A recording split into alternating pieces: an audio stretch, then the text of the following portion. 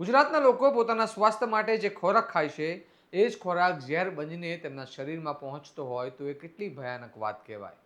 બજારમાં શુદ્ધતાના નામે વેચાતું ઘી જો નકલી નીકળે તો સામાન્ય માણસ વિશ્વાસ કોના પર રાખે?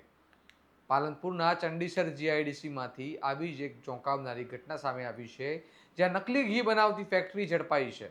આવા વિગતે વાત કરીએ સમગ્ર મામલા વિશે આ અહેવાલમાં. નમસ્કાર, હું ચિરાગ વર્ષાબેન, આપ જોઈ રહ્યા છો સ્વમાન.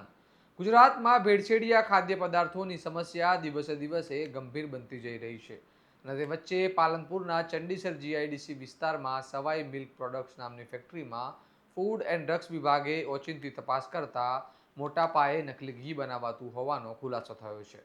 તપાસ દરમિયાન 500 મિલીના અંદાજે 2400 પેકેટ સહિત કુલ 1200 લીટરથી વધુ શંકાસ્પદ ઘીનો જથ્થો સીલ કરવામાં આવ્યો હતો. તેમજ લગભગ 40 કિલો લૂઝ ઘી પણ કબજે લેવામાં આવ્યું છે. અધિકારીઓએ સેમ્પલ લઈ લેબોરેટરીમાં તપાસ માટે મોકલ્યા છે, જેથી સ્પષ્ટ થઈ શકે કે આ ઘી કેટલું નુકસાનકારક છે અને તેમાં કયા પ્રકારના ઘટકોનો ઉપયોગ કરવામાં આવ્યો હતો. આ ઘટનાએ એક નહીં પરંતુ અનેક સવાલો ઊભા કર્યા છે. સૌથી મોટો સવાલ એ છે કે આ ફેક્ટરીમાંથી અત્યાર સુધી કેટલો જથ્થો બજારમાં પહોંચતો હશે અને કેટલા લોકોના ઘર સુધી આ નકલી ઘી પહોંચી ગયું હશે. લોકો પોતાની કમાણીના પૈસા ખર્ચીને પરિવારના સ્વાસ્થ્ય માટે જે વસ્તુ ખરીદે છે તે જ વસ્તુ તેમના આરોગ્ય માટે જોખમી બની જાય તો તેનાથી વધુ દુર્ભાગ્યની વાત બીજી શું હોઈ શકે? ખાદ્ય સુરક્ષા માટે જવાબદાર તંત્ર વારંવાર દરોડો પાડે છે, સેમ્પલ લે છે, જથ્થો સીલ કરે છે, પરંતુ થોડા સમય બાદ ફરી એ જ ફેક્ટરીઓ ઝડપાય છે. એટલે સવાલ થાય છે કે શું કાર્યવાહી એટલી કડક નથી કે આવા લોકોને ડર લાગે, કે પછી દંડ અને કાર્યવાહી માત્ર કાગળ પર જ સીમિત રહી જાય છે?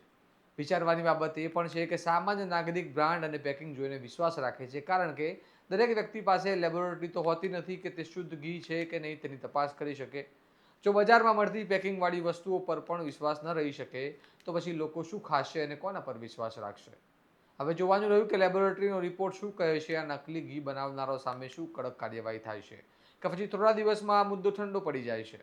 તમારું શું મંતવ્ય છે તમને કમેન્ટ બોક્સમાં જણાવો અને આવા વિશ્લેષણવાળા સમાચાર માટે સ્વમાન સાથે જોડાયેલા રહો.